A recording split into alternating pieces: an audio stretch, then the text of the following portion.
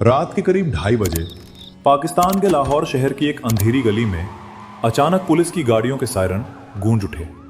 एक साधारण सा घर, बाहर से बिल्कुल आम, लेकिन उस रात वहां कुछ ऐसा होने वाला था जो आने वाले वर्षों तक दो देशों के बीच तनाव का कारण बन जाएगा।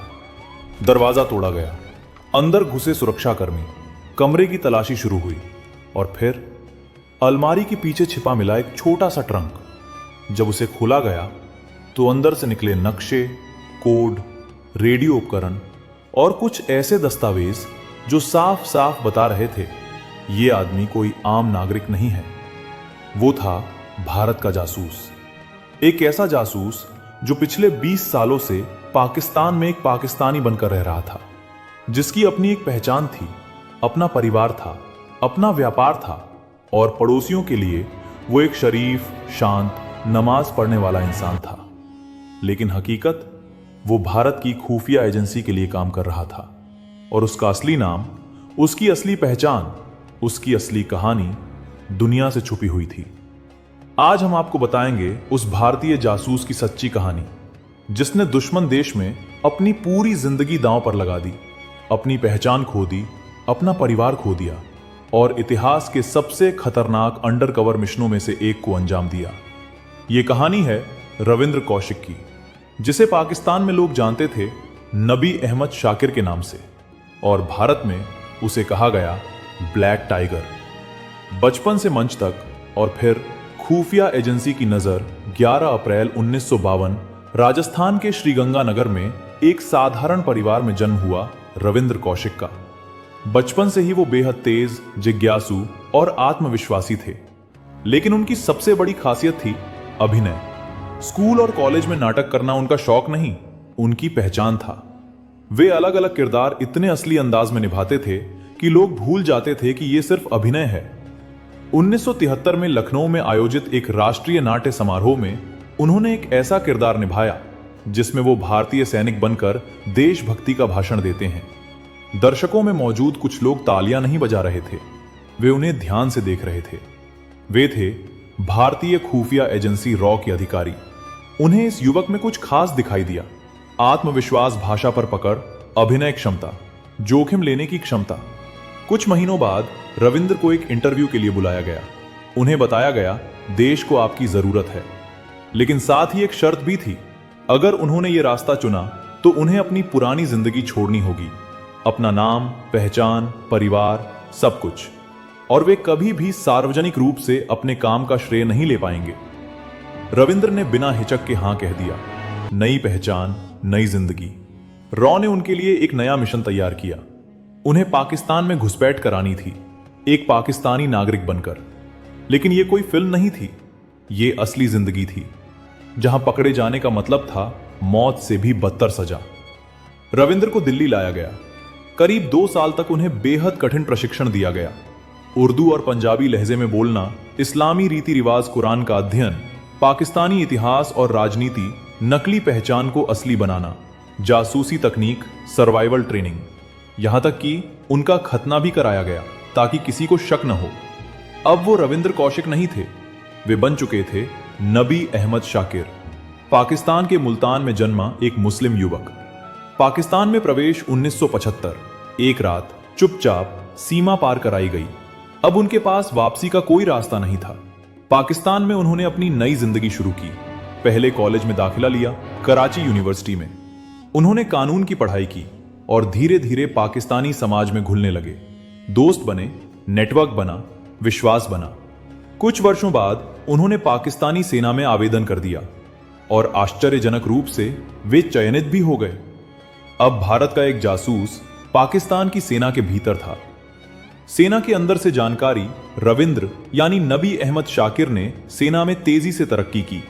वे मिलिट्री अकाउंट्स डिपार्टमेंट में पहुंच गए, जहां से सेना की संवेदनशील सूचनाओं तक पहुंच मिलती थी। उन्होंने भारत को कई महत्वपूर्ण जानकारियां भेजी।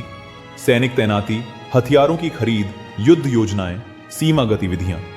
कहा जाता है कि उनकी जानकारी ने भारत को कई संभावित खतरों से बचाया।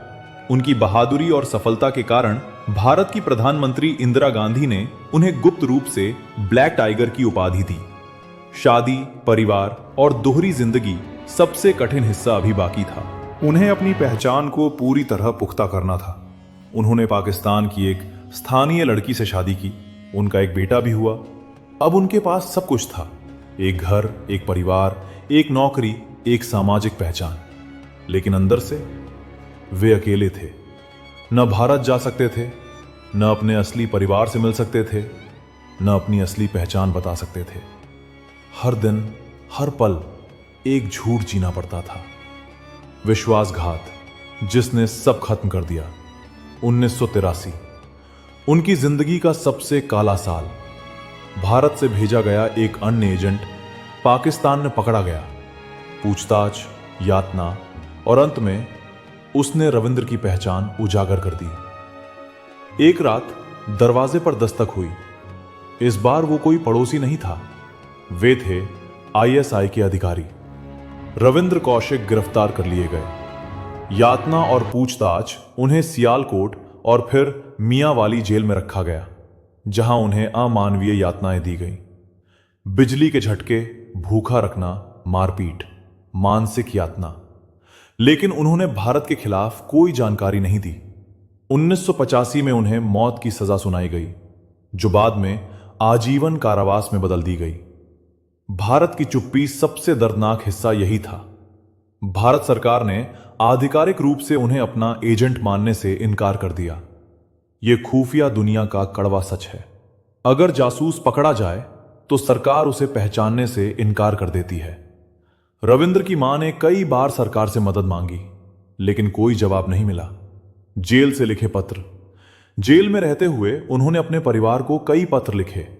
एक पत्र में उन्होंने लिखा, क्या भारत जैसे बड़े देश के लिए कुर्बानी देने वालों को यही मिलता है? उनकी तबीयत लगातार खराब होती गई। टीबी और दिल की बीमारी ने उन्हें कमजोर कर दिया। 21 नवंबर 2001 पाकिस्तान की मियांवाली जेल में उनकी मृत्यु हो गई। न कोई राजकीय सम्मान, न कोई औपचारिक श्रद्धांजलि, न कोई सार्वजनिक पहचान, बस एक अनाम कब्र। लेकिन कहानी यहीं खत्म नहीं होती। भारत में धीरे धीरे उनकी कहानी सामने आने लगी। आज उन्हें भारत के सबसे महान जासूसों में गिना जाता है। एक ऐसा व्यक्ति जिसने देश के लिए अपनी पूरी जिंदगी कुर्बान कर दी, अपनी पहचान खो दी, अपना परिवार खो दिया और अंत में अपना नाम तक इतिहास से मिटा दिया गया।